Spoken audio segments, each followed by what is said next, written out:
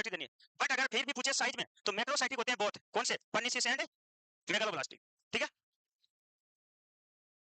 बाकी तो भाई आप समझोगे क्या, किस हिसाब से क्वेश्चन को पढ़ते हो, क्या ऑप्शन आते हैं, वो थोड़ा फर्क हो जाएगा, ठीक है। बायोटिन विटामिन एच, इसको B7 भी बोलते हैं, जिसमें मेनली सल्फर पाई जाती है। इसके अलावा सल्फर और किसमें पाई जाती है, प्याज में पाई जाती है, ऑनियन में। इसलिए जब प्याज को आप काटते हो तो आंसू किसके आते हैं, प्याज के आपके, वो किसकी वजह से आते हैं, इसकी वजह से, सल्फर की वजह से। यस, तो सल्फर होती है विटामिन B7 एच में। अरे आता है ना वो क्या बोलते हैं एप्टीट्यूड का क्वेश्चन, ऐसी कौन सी सब्जी है जिसको काटते हैं तो काटने वाला होता है, नहीं पढ़ते क्या, चलो अभी आपको टाइम नहीं है ना फालतू की चीजें पढ़ने का, ठीक है। जिसको उसका बोल सकते हैं लॉजिकल क्वेश्चन, लॉजिक लगाना होता है। तो ऑनियन तो है, तो वो किसकी वजह से होता है, सल्फर की वजह से। ये सल्फर आंखों के लिए नुकसानदायक भी होता है। वेरी इंपॉर्टेंट, एग का जो व्हाइट पार्ट होता है उसमें एक सब्सटेंस पाया जाता है एविडियन, अभी नाम आएगा देखो यहाँ, एविडियन। ये एग का जो व्हाइट पार्ट होता है उसमें क्या पाया जाता है, एविडियन पाया जाता है। ये एविडियन क्या करता है, ये एविडियन विटामिन B7 को एब्जॉर्ब होने में इंटरफेयर करता है। इसलिए अगर कोई बंदा एग के व्हाइट पार्ट का यूज कर रहा है तो उसमें किसकी डिफिशियंसी हो सकती है, विटामिन B7 यानी विटामिन एच की डिफिशियंसी हो सकती है, due to the presence of the avidin, ठीक है ना। तो ये आप थोड़ा नोट करके लिख लेना, यहाँ से क्वेश्चन आया नहीं। इसके अलावा इसकी कमी से होता है एलोपेशिया। व्हाट इज एलोपेशिया, तो बता दो फिर, इसकी ड्रग ऑफ चॉइस बता रखी है मैंने आपको, मिनोक्सिडिल बता रखी ना, मिनोक्सिडिल, ठीक है, जो इसकी ड्रग ऑफ चॉइस होती है। इंडोमेट्रिन पढ़ा था अपने, हेयर पढ़ा था वहां पे, तो वहां पे लिखा था, लिखा हुआ है आपकी सबकी, ठीक है। तो मिनोक्सिडिल जो वेजोडाइलेशन का काम करती है उसकी वजह से इसको ड्रग ऑफ चॉइस होती है वो, ठीक है, इंपॉर्टेंट है। और एलोपेशिया किसका एडवर्स साइड इफेक्ट होता है, कीमोथेरेपी का, और कीमोथेरेपी स्टॉप करने के 6 महीने बाद में वापस भी बाल आ जाते हैं, ठीक है। तो स्टोमेटाइटिस एलोपेशिया दो तो कीमोथेरेपी के साइड इफेक्ट तो इंपॉर्टेंट है, पूछे जाते हैं यहाँ आगे आज। बाकी बोन मैरो सप्रेशन तो सबको पता है, बोन मैरो सप्रेस होती है ना कीमोथेरेपी से, इसलिए उसका मेन नर्सिंग ऑफिसर होने के नाते आपको उस पेशेंट का खास ध्यान क्या रखना होता है? हाँ सही बोलो, सही बोल रहे हो, अरे इन्फेक्शन का, क्योंकि बोन मेरो सप्रेशन हो रहा है यानी डब्ल्यूबीसी काउंट भी क्या होगी, कम होगी, तो उसके तुरंत इन्फेक्शन हो सकता है, नहीं हो सकता। हाँ, क्योंकि डब्ल्यूबीसी का काम क्या होता है, इम्यूनिटी प्रोवाइड करना होता है ना। तो इसलिए क्वेश्चन डायरेक्ट थोड़ी पूछा जाएगा, आप सोचो डायरेक्ट पूछ लेंगे से, क्वेश्चन ऐसा पूछा जाएगा कि इतने साल का एक पेशेंट है जिसकी डायग्नोसिस ये है, उसको इतने टाइम से कीमोथेरेपी चल रही है, और आप फिर आपकी सोच वहीं बंद हो जाती है, आगे उसके साथ बढ़ते नहीं हो क्वेश्चन के, वही गौर से सोच रहे हो यार ये पूछा ये पूछा, तब तो आगे पूछ लेता है फिर। तो अब आपको बताना है कि आपको वो पेशेंट असाइन हुआ है, तो उस पेशेंट के लिए आपकी स्पेशली मेन जिम्मेदारी क्या होगी, या कौन सी कंप्लेन चिप कंप्लेन होगी, कौन सी कंप्लेन को आप उसे अच्छे से सुनोगे या उसको एक्सप्लेन करोगे। तो उसने पूछा तो एंड में ना कि बोन मेरो सप्रेशन हुआ है अगर कीमोथेरेपी चल रही है, तो उस पेशेंट का मेन खास ध्यान रखना इन्फेक्शन नहीं हो जाएगा उसके, ठीक है। तो उसको पूछते रहना है कि अगर कोई फीवर वगैरह होता है तो तुरंत अवेयर होना है, बताना है, क्योंकि fever is the early sign of the infection, ठीक है। तो क्वेश्चन आता है ऐसे, तो उसके साथ चलना पड़ता है अपने को, पीछे गए तो गड़बड़, आगे बढ़ गए तो गड़बड़, तो इसलिए हमेशा साथ साथ चलना होता है, जो चीज पूछ रहा है तुरंत वही, अगर आगे बढ़ गए पीछे वाले दिमाग में चल रही है तो गड़बड़ 100% हो जाती है, होता है ना साहब। उसके बाद में अगर इन्फेक्शन का ऑप्शन नहीं है तो ब्लीडिंग भी ध्यान रखनी पड़ेगी, क्योंकि प्लेटलेट काउंट भी क्या हो रही है, बट प्रायोरिटी आपको किसको देनी है, क्योंकि न्यूट्रोफिल काउंट कम होती है मेनली उसमें, क्या कम होती है, और उसको टर्म क्या बोलते हैं, नेडार, पढ़ा है, अरे पूछ लिया ऑलरेडी, नाडार भी ऐसा वर्ड है ना, नहीं पढ़ा, चलो आ जाए कोई बात, निडार नाडार जो भी है ऐसा वर्ड है कुछ, है ना, तो बोल रहे इसका मतलब है भाई, ऐसे नहीं फेंक रहा हूं, मान लेना है, कह रहा होता है मान भी लेना, ये पूछा गया क्वेश्चन है, ठीक है। डब्ल्यूबीसी काउंट उसमें कम होती है इसलिए न्यूट्रोफिल्स मेनली कम होती है। विटामिन B9 फोलिक एसिड लिख लो जल्दी, सबसे इंपॉर्टेंट अपने लिए, विटामिन B9 फोलिक एसिड इसको फोलिक भी बोलते हैं, source green leaf vegetable liver एक, ये कोई इंपॉर्टेंट नहीं, आगे आएगा इसकी डिफिशियंसी, तो ये तो आप राइट डाउन कर लो जल्दी से। इसके बाद में डिफिशियंसी इंपॉर्टेंट हो जाएगी, इसकी डोज इंपॉर्टेंट हो जाएगी अपने लिए। इसका बेस्ट सोर्स होता है ग्रीन लीफ वेजिटेबल, इतना जरूर याद रख लेना, ठीक है। ग्रीन लीफ वेजिटेबल में अच्छी खासी मात्रा में पाया जाता है क्या, फोलिक एसिड, ठीक है। और मेनली इसका फंक्शन अगर अपन देखें तो डीएनए न्यूक्लिक एसिड सिंथेसिस में होता है, वो पहले एक्सप्लेन किया था अभी मैंने आपको, मैं तो ट्रिक से बताई थी।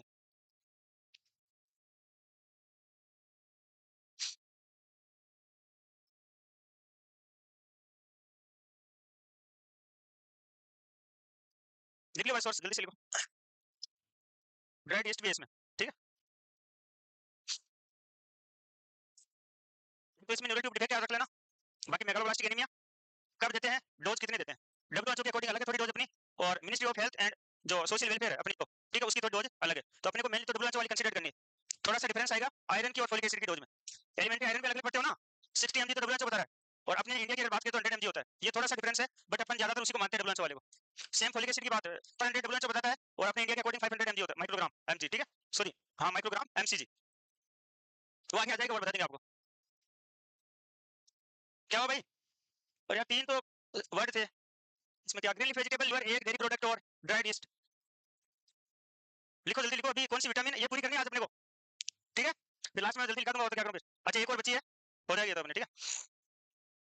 लिख लिया ना आपको? नेक्स्ट आरडी हो गया। आरडी की जरूर इसकी डोज याद रखना, प्रेगनेंसी में 400 माइक्रोग्राम पर डे देते हैं, अडल्ट में 150 माइक्रोग्राम पर डे देते हैं, चाइल्ड में 100 माइक्रोग्राम पर डे देते हैं और लैक्टेशन में 300 अब देखिए कौन बताता है बाकी। और इसकी आरडी में कुछ चेंज दिख रहा है क्या आपको? उसमें आरडी है क्या था? इसमें आरडी है, वहां क्या था? हाँ स्प्लिंग भी देख लो, स्प्लिंग में भी हो सकता है। क्या चेंज दिख रहा है? किस वर्ड में लिखा हुआ कुछ चेंज दिख रहा है? कौन सोच पाता है? एमजी और एमसीजी ये चेंज है। दोहराओ देखिए किसके दिमाग के घोड़े दौड़ते हैं, बस वही कैपेसिटी है कि आप ट्यूशन को कितना फास्ट समझ पाते हो। अरे बाकी सभी में अपन लैक्टेशन में डोज ज्यादा पड़ते हैं कंपैरिजन टू प्रेगनेंसी, बट यहाँ प्रेगनेंसी में ज्यादा है कंपैरिजन टू, क्योंकि उसको फोलिक एसिड पहले चाहिए, बाद में उतना नहीं चाहिए होता है, वरना न्यूरल ट्यूब डिफेक्ट हो जाएगा। ये तो एमसीक्यू आता है, समझ पा रहे हो? एमसीजी लिखा है, एमजी लिखा है, फलाना लिखा है, ठिकाना लिखा है, क्या लेना देना उसका अपने लिए, वो अपनी जगह लिखा है, अपन को तो टेक करना है ना जहां से क्वेश्चन आता है ना? तो इसीलिए तो फोलिक एसिड कंसेप्शन से भी पहले स्टार्ट करते हैं अपन, यानी उसी टाइम देना होता है, बाद में तो कम डोज भी। मैं ये नहीं कहता कि इस डोज का क्वेश्चन आएगा आपके, लेकिन ये सोचने वाली बात है कि फोलिक एसिड किस जगह ज्यादा जरूरी होता है, समझ पा रहे हो? हाँ तो आगे पर क्या होता है? हाँ ठीक है बस, है बाकी उल्टा होता है ना ज्यादातर में, नहीं होता। हाँ ठीक है बस, तो ऐसे दिमाग के घोड़े दौड़ाओ, दौड़ाने पड़ेंगे तभी तो काम बनेगा। अगल बगल में कम दौड़ाओ और जो लिखा हुआ है समझने के लिए ज्यादा दौड़ाओ घोड़े क्वेश्चन के ऊपर, ठीक है? Requirement increase in the age of growth and pregnancy 1 to 3 month before to pregnancy, 1 to 3 month आ गया, 1 to 3 मंथ आ गया, यानी एक्यूरेट पूछे तो 1.5 मंथ होता है, यस। बट आपके एसपीजे में या तो 2 का ऑप्शन था या 3 का था, ऐसा कुछ था, 1.5 का नहीं था वहां, जहां तक मेरे को याद है, ठीक है? तो अगर यहाँ 2 आता है तो उसको प्रायोरिटी देना, वरना 3 आता है तो 3 को भी आपको क्या देना है? प्रायोरिटी देना। एक्यूरेट होता है 1 to 1.5, ठीक है? तो उससे पहले तो ये आगे लिख भी सकते हो, एसपीजे का क्वेश्चन है अभी जो हुआ था एग्जाम, ठीक है? इसके साथ में और क्या देते हैं अपन? जिंक भी देते हैं, इसके साथ में जिंक भी देते हैं, और इसके अलावा जिंक और कहां पे देते हैं? जो पिछले नोट सेट का क्वेश्चन है ना, डायरिया में देते हैं, पिछले नोट सेट का क्वेश्चन है। इसके अलावा और कहां देते हैं बताते हैं डॉक्यूमेंट्री में। अब आप बोलोगे यूनिवर्सल में पढ़ेंगे, बिल्कुल यहाँ भी बता देंगे, कोई दिक्कत नहीं है, लेकिन आप क्वेश्चन तो कहां से हो, सही होना चाहिए ना, वहां भी तो वो नीलिंग में नहीं पढ़ा था, protein vitamin C with zinc oxide तीनों देते हैं अपन वो नीलिंग को प्रमोट करने के लिए, ठीक है? तो जिंक को हल्के में मत लेना है, ठीक है? हाँ ठीक है ना? तो zinc to prevent anti neural tube defect में, वुंड हीलिंग में और डायरिया में है। तो अल्सर वुंड और क्या है? अल्सर वुंड ये, हाँ ये इतना तो इसमें छोटी छोटी बातों में मत हो कंफ्यूजन, वुंड और अल्सर तो एक है ना। हाँ देखो मैं बताऊं भाई, ये तो तुरंत अपने समझ में आना चाहिए, अल्सर क्या वुंड ही तो है, तो वहां वुंड हीलिंग प्रमोट करनी, अब आप बोलो अल्सर, अब मैं बोलूं बेडसोर, तो बेडसोर वो अल्सर ही है, यस। तो वुंड हीलिंग को प्रमोट करने के लिए अपन जिंक का यूज करते हैं, चाहे वो अल्सर से हो आपके वुंड, चाहे कोई कट चोट लगने से वुंड हो, यस। हाँ मतलब मेरे कहने का मतलब हुआ कि छोटी छोटी बातों को जितना जल्दी समझोगे उतना ही एडवांस बढ़ोगे आप, समझ रहे हो? हाँ तो ये छोटे छोटे आपके इश्यू तो रिजॉल्व हो जाने चाहिए अंदर अंदर, बाहर आए तब तक तो अंदर आंसर आ जाना चाहिए कि ulcer is wound, injury is wound, cut is wound, चाहे वो बेडसोर से हो किसी से हो बेटे। तो अपन ने सही बताया, इन्होंने वुंड हीलिंग में भी पढ़ा था, जिंक ट्रीटमेंट पढ़ा था वुंड हीलिंग का, यस। हाँ इंसुलिन भी पढ़ा था, वहां पढ़ा था ना, इंसुलिन भी पढ़ा था, अगर डायबिटीज का पेशेंट है तो उनके ऊपर क्या डालते हैं? इंसुलिन, क्योंकि हाइपरग्लाइसीमिया वुंड हीलिंग को डिले करता है। क्यों होती है डिले, ये पूछा गया रीजन बता दो कोई, डायबिटीज वाले पेशेंट में वुंड हीलिंग डिले होती है भाई, है? हाँ पीछे वाले बोल तो रहे हैं, हाइपरग्लाइसीमिया कल्चर मीडिया का काम करता है बैक्टीरिया के लिए, और कल्चर मीडिया मतलब जानते हो दिन दुना रात चौगुना जो, यस। इसलिए जिस पेशेंट की डायबिटीज होती है उसकी ब्लड में ग्लूकोज ज्यादा है, तो बैक्टीरिया का अगर एक बार इंफेक्शन हो गया तो रिकरेंट इंफेक्शन होगा, बार बार इंफेक्शन होगा, और रिकरेंट इंफेक्शन की वजह से वो वुंड क्या होता है? डिले हील होता है, ये इसका रेशनल है, पूछा गया ऑलरेडी, ठीक है? 8-16 week of pregnancy to prevent physiological anaemia, यहाँ तो अपन आयरन फोलिक एसिड भी साथ में देते हैं, ठीक है ना? सेकंड ट्राइमेस्टर में, सेकंड ट्राइमेस्टर में क्या देते हैं? आयरन के साथ में फोलिक एसिड देते हैं फिजियोलॉजिकल एनीमिया को रोकने के लिए, तो ये लिख लो आप।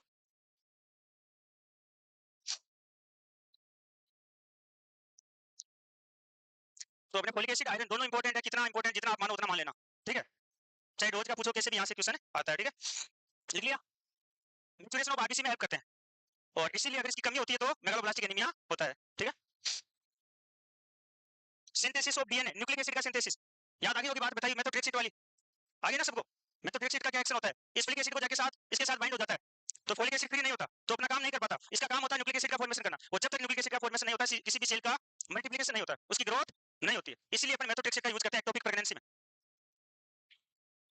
चलो ये सभी ना, इसमें इंपॉर्टेंट थोड़ा आरडीए को इंपॉर्टेंट लेके चलना आप, बाकी तो चलो ये इंपॉर्टेंट अगेन कब स्टार्ट करते हैं, और डोज भी आप लिख लो चाहे तो 400, एमसीजी लिखना, एमजी मत करके आ जाना, या एमजी में आए तो कितना करके आना है? 0.4, केवल 4 मत कर देना, ठीक है? ठीक है? ये कैसे आया वो तो सबको पता है, ये माइक्रोग्राम है, एक एमजी में 1000 माइक्रोग्राम होते हैं, कन्वर्ट करेंगे तो कितना आएगा? 0.4 एमजी, 20 से 20 10 रहेगा तो पॉइंट लगाना पड़ेगा, ठीक है? देख लो फिर प्रेगनेंसी में मोस्ट कॉमन एनीमिया होता है फिजियोलॉजिकल ड्यू टू हीमोडाइल्यूशन, ठीक है? ये भी इसमें हो जाता है, आरबीसी मैच्योरेशन में हेल्प करता है। चलो नेक्स्ट अपना विटामिन, पहले डिफिशिएंसी देख लो, megaloblastic anaemia, macrocytic hypochromic anaemia, growth failure हो जाती है, और adult tablet 100 mg elemental iron होता है। ये किसके अकॉर्डिंग होता है? इसके अकॉर्डिंग होता है, ministry of health and family welfare, न कि डब्ल्यूएचओ के अकॉर्डिंग। डब्ल्यूएचओ के अकॉर्डिंग 60 mg एलिमेंटल आयरन होता है। और एलिमेंटरी आयरन किसको बोलते हैं? जो आयरन एब्जॉर्ब हो पाता है उसको बोलते हैं अपन elementary iron. 500 microgram folic acid देते हैं, 100 डेज के लिए देते हैं। ये क्वेश्चन ऑलरेडी आ चुका है कि 90 डेज के लिए, 3 मंथ के लिए, तो आपको एक्यूरेट क्या करना है। और मिड डे मील प्रोग्राम कितने दिनों तक होता है? 200 डेज तक। आगे आएगा अलग ही, वो भी अपने न्यूट्रिशन का पार्ट है। ठीक है, जितने भी जो न्यूट्रिशन प्रोग्राम होते हैं वहां से भी पूछे जा सकते हैं। तो मिड डे मील में बता देता हूँ, बाई चांस स्किप भी हो जाए तो भी। एक तो पूछा जाता है कि मिड डे मील प्रोग्राम है, ठीक है, उसका अभी रिसेंटली नाम क्या है? मिड डे मील स्कीम को पीएम पोषण स्कीम नया नाम हो गया उसका। दूसरा, मिड डे मील प्रोग्राम में टोटल कैलोरी की कितनी कैलोरी देते हैं? 1/3। टोटल कैलोरी का कितना प्रोटीन देते हैं? 1/2, यानी 300 किलो कैलोरी डेली, 8 से 12 ग्राम प्रोटीन डेली, या मैं बोलूं फॉर 200 डेज, एक साल में 200 दिनों तक देना है। ठीक है, ये 3-4 डाटा उसके रिगार्डिंग पूछे जाते हैं जो आपको याद होने चाहिए। और ये तो अपन लगभग 14 to 16 वीक में स्टार्ट करते हैं। आफ्टर 14 वीक, आफ्टर जब एमनियो सिंथेसिस करने की वाली अवस्था होती है उसी टाइम ये स्टार्ट कर देते हैं। ऐसे रख सकते हो आप, 1 से 2 डाटा पहले भी बताया मैंने आपको। तभी करते हैं ना एमनियो सिंथेसिस। आफ्टर 14, उससे पहले तो एमनियोटिक फ्लूइड कम होता है, ठीक है, इंजरी हो सकती है। ठीक है, तो आफ्टर 14 वीक अपन का स्टार्ट करते हैं आयरन फोलिक एसिड। पूछा जाए प्रेगनेंसी में, सेकंड ट्राइमेस्टर में भी कब? आफ्टर 14 वीक स्टार्ट करते हैं। ठीक है, लिख लो। Paediatric tablet 20 mg element iron and 100 microgram folic acid. India में मोस्ट कॉमन होने वाला एनीमिया भी कौन सा है? Iron deficiency anaemia. प्रेगनेंसी में होने वाला मोस्ट कॉमन एनीमिया भी कौन सा है? Iron deficiency anaemia. बच्चों में होने वाला एनीमिया भी कौन सा है? Iron deficiency anaemia. तीनों का आंसर। मेनली क्या कारण माना जाता है वुमेन्स या फीमेल्स में?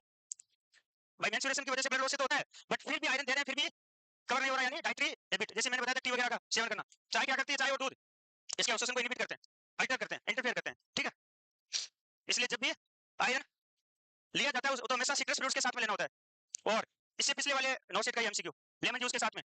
यस, हाँ, तो उससे पहले ऑरेंज आ गया होगा। एक बात है भाई, लेमन जूस उससे पहले क्या पूछ लिया? Orange juice. यानी कुल मिला के उसका पूछने का मकसद तो एक ही है, वो सिट्रस फ्रूट्स के बारे में पूछना चाह रहा है कि फोलिक एसिड को किसके साथ में देना होता है। ठीक है, लेकिन आप थोड़े लेमन की जगह ऑरेंज करते फिर आप सोचते यार ये क्या गड़बड़ हो सकती है। ठीक है, तो ये गड़बड़ कुछ नहीं है, उसने सोचा इसलिए पूछा, तो इस बार थोड़ा वर्ड चेंज कर देते हैं, तो वर्ड थोड़ा चेंज हो जाता है। ठीक है, बस और कोई खास चीजें तो वही है।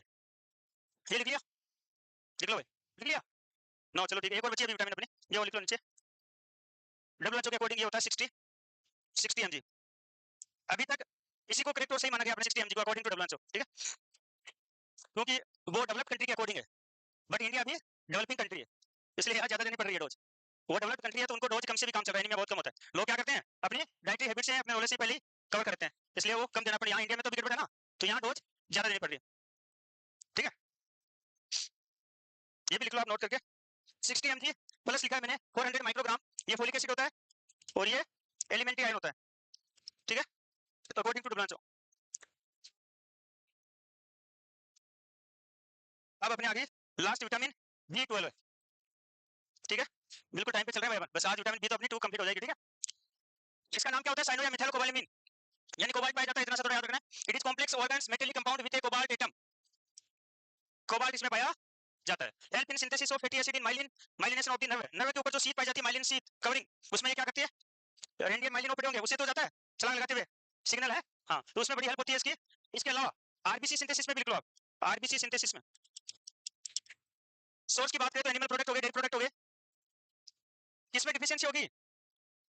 केवल एनिमल लिखा है सोर्स में, वेगन में। देख रहे हो ना सभी, केवल एनिमल लिखा है, यानी तुरंत आपके दिमाग में आ जाना चाहिए कि केवल एनिमल है, क्योंकि वेगन में तो क्या है इसकी डिफिशियंसी है।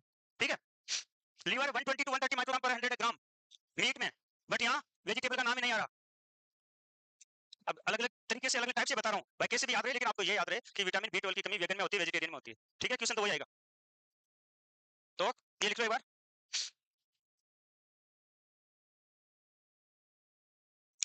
सीलिंग टेस्ट याद रखना, बीपी रेट टंग, और इसके लिए mainly anaemia, pernicious anaemia, Addison anaemia, चार चीजें हैं खास, और कुछ खास इसका है नहीं। वेगन के अंदर इसकी डिफिशियंसी होती है। 5 क्वेश्चन बनते हैं और कोई ज्यादा इसका क्वेश्चन नहीं बनता। ठीक है, इसमें भी ये पूरे इस स्लाइड की बात करें तो ये इंपॉर्टेंट है, कोबाल्ट वाला।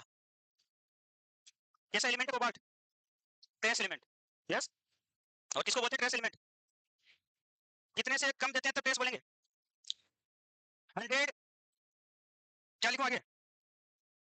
100 mg पर डे के हिसाब से अगर कम जो एलिमेंट चाहिए होता है उसको अपन बोलते हैं ट्रेस एलिमेंट। बट अगर less than 1 mg per day चाहिए होता है उसको बोलते हैं अल्ट्रा ट्रेस एलिमेंट। ठीक है, एमसीक्यू यहाँ से भी आता है। तो अगर less than 100 mg per day कोई चाहिए उसको अपन बोलते हैं ट्रेस एलिमेंट, और less than 1 mg per day चाहिए होती है उसको अल्ट्रा ट्रेस एलिमेंट।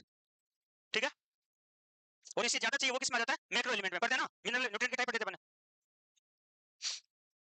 आरडी लिखो 3 माइक्रोग्राम पर डे, प्रेगनेंसी में 4 माइक्रोग्राम पर डे, चाइल्ड में 2, ये लिख लो। आरडी इसका कोई खास नहीं है, आरडी फोलिक एसिड याद रखना। विटामिन ए डी और हाँ पहले वाला ठीक है। मोबाइल देखो वैसे अलाउ है नहीं, नहीं है ना? हाँ तो थोड़ा डिसिप्लिन भी कायम रखो। से गलत तो नहीं बोल रहा? हाँ ठीक है फिर। अच्छा ये बात है, चलो कोई बात नहीं, कोई बात नहीं, ठीक है। हाँ अच्छा काम करें, बुरा तो नहीं करें, हैं?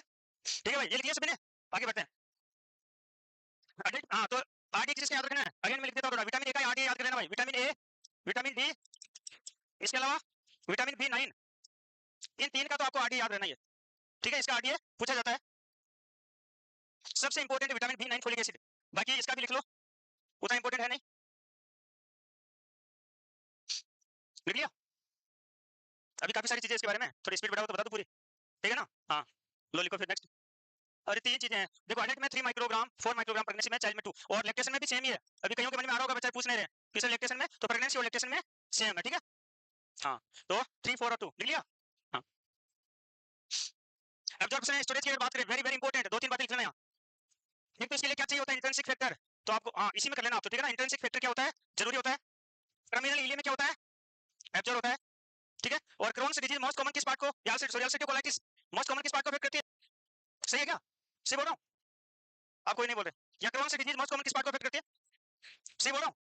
ये क्वेश्चन आता है, नोट कर लेना, ठीक है। मोस्ट कॉमन उसमें टर्मिनल इलियम। अब क्वेश्चन क्या बनता है, क्वेश्चन सीधा नहीं आएगा, क्वेश्चन आएगा किसी पेशेंट के क्रोन्स डिजीज है, यस, उस पेशेंट के मोस्ट कॉमन एनीमिया हो सकता है, पर्निशियस, आयरन डिफिशिएंसी, हेमरेजिक या ओल, तो ये तो आपको पता है भाई। क्रोन्स डिजीज मोस्ट कॉमन किस पार्ट को अफेक्ट कर रही है, टर्मिनल इलियम को। इस बात का भी पता है कि विटामिन बी2 का अवशोषण कहां पे हो रहा है, तो अब टर्मिनल इलियम बेचारा बीमार हो गया तो क्या अवशोषण हो पाएगा, नहीं हो पाएगा, तो किसकी कमी होगी, इसकी, तो इसकी कमी होगी तो कौन सा एनीमिया होगा, तो अपन इसको नया नहीं बोल सकते ना, एमसीक्यू नया थोड़ी हुआ है, अपने को दोनों बातों का पता है, तो क्वेश्चन तो वहां से बना ना भाई, terminal ileum most common affect होती है क्रॉस डिजीज में, ठीक है। फिर ये भी पता है कि टर्मिनल इलियम में अवशोषण होता है विटामिन बी12, तो उसने दोनों को जोड़ दिया तो एमसीक्यू पूछा है, तो ये कांसेप्ट साथ साथ हाँ ये लिख लो, नोट करते चलो, जो इंपॉर्टेंट बता रहा हूं ये दोनों। नेक्स्ट स्टोरेज कहां पे होता है, लीवर में, वैसे कि वैसे वाटर सोल्यूबल विटामिन का स्टोरेज डायरेक्ट होता नहीं है, ठीक है। पेशेंट है गैस्ट्रेक्टोमी, तो भी हो सकता है क्या, हो सकता है, अब वो देखो गर्दन हिला के नहीं हो सकता। अरे इंट्रिंसिक फैक्टर कहां से निकलेगा, स्टोमक से तो निकलेगा, तो स्टोमक को तो अपने क्या निकाल दिया, बॉडी से बाहर निकाल दिया, तो अब यहाँ पेराइटल सेल है क्या, नहीं है, पेराइटल सेल नहीं है तो इंट्रिंसिक फैक्टर नहीं है, इंट्रिंसिक फैक्टर नहीं है तो विटामिन बी12 का अवशोषण नहीं होगा, तो भी तो हो सकता है ना। अब यहाँ पे पीयूडी लिख दिया उसने कि पेप्टिक अल्सर डिजीज उसके भी हो सकता है, जी हाँ बिल्कुल हो सकता है, पेप्टिक अल्सर डिजीज में भी तो क्या हो सकती है, पेराइटल सेल डैमेज हो सकती है, इंट्रिंसिक फैक्टर की कमी हो सकती है, ठीक है। लिखा नहीं रहा पेप्टिक अल्सर डिजीज, और इसके 2 MCQ, most common cause of the peptic ulcer disease H pylori bacteria, लिको पाइलोरी बैक्टीरिया। टेस्ट कौन सा करते हैं, यूरिया ब्रीथ टेस्ट करते हैं। ड्रग ऑफ चॉइस या फर्स्ट लाइन थेरेपी कौन सी, ट्रिपल थेरेपी है, ठीक है, ट्रिपल थेरेपी के टोपी, यस लिखो। हाँ थोड़ा सा बचाव कर देते हैं बेटे, ठीक। हाँ अरे हो गया विटामिन, अच्छा लिखना पीछे वाला, ठीक है ठीक, लिखो जल्दी लिखो। CPI proton proton pump inhibitor therapy देते हैं, इसमें डिफिशिएंसी ऑफ विटामिन बी12 अगर लॉन्ग टाइम तक यूज करते हैं तो ये भी आप लिख सकते हो, ये भी एक इसका कोज माना जाता है, ठीक है ठीक है। ये लिखो, फिर नेक्स्ट स्लाइड में टाइम हो गया, फिर आपको लंच भी करना है, फिर आपसे सर की क्लास भी इसके बाद में, ठीक है। तो आपका टाइम कम होगा कुल मिला के, सर की क्लास टाइम पे स्टार्ट होगी, हो गया हाँ। अरे 2 मिनट बैठ जाओ, जिन्होंने लिख लिया वो भी लिख लो 7 बजे, हो गया बस अपना लास्ट विटामिन बी12 है, इसके बस फंक्शन हो गया और डिफिशिएंसी हो गया। डिफिशिएंसी में पर्निशियस एनीमिया हो जाता है, नमनेस होती है, टिंगलिंग सेंसेशन होते हैं और रेड बिफी टंग होती है, ये सबसे इंपॉर्टेंट है। क्वेश्चन क्या आता है कि classical manifestation of the pernicious anaemia, तो आपका करेक्ट आंसर क्या हो जाएगा, रेड बिफी टंग, ठीक है, रेड बिफी टंग ये इसका क्लासिकल होता है। और टेस्ट भी लिख लेना, सीलिंग टेस्ट, सीलिंग टेस्ट, ये भी देखो जिन्होंने जल्दी लिखा है वो फायदा उठा रहे टाइम का, तो आप भी लिख लो फटाफट। नमनेस क्यों हो रहा है, टिंगलिंग सेंसेशन क्यों हो रहा है, क्योंकि माइलिन शीट का फॉर्मेशन कराता है, तो नर्व डैमेज हो जाती है, फिर अगर फॉर्मेशन नहीं हो पाता, इसलिए टिंगलिंग और नमनेस देखने को मिलता है। आईबीसी मैचुरेशन में हेल्प करता है माइलिनेशन, ये लिखा हुआ यहाँ पे हो गया। और अच्छा हाँ टेस्ट भी लिख लो, वैसे मैंने लिख दिया, बस ये लास्ट हो जाएगा आपका। अच्छा देखो रजनी बोल रहे हैं कौन सा पूछा था, इस बार ऐसी पीछे पूछा था क्या, अब भाई आपको देखो बता रहा हूं ना, बढ़िया बात है कि आपको पता है ये सर, ये क्वेश्चन इस बार ऐसी पीछे में आया था। अब आया कौन सा, काफी सारी बातें बता दी, विटामिन बी12 के बारे में बोल रहे हैं वो कि ऐसी पीछे में यहाँ से क्वेश्चन आया था, हो सकता है पर्निशियस एनीमिया का होगा, सीलिंग टेस्ट का होगा, रेड बीपीटन का होगा, टर्मिनल इलियम का होगा, कोबाल्ट का होगा, कोबाल्ट का तो नहीं होगा, ठीक है चलो ठीक है, ओके थैंक यू सभी को।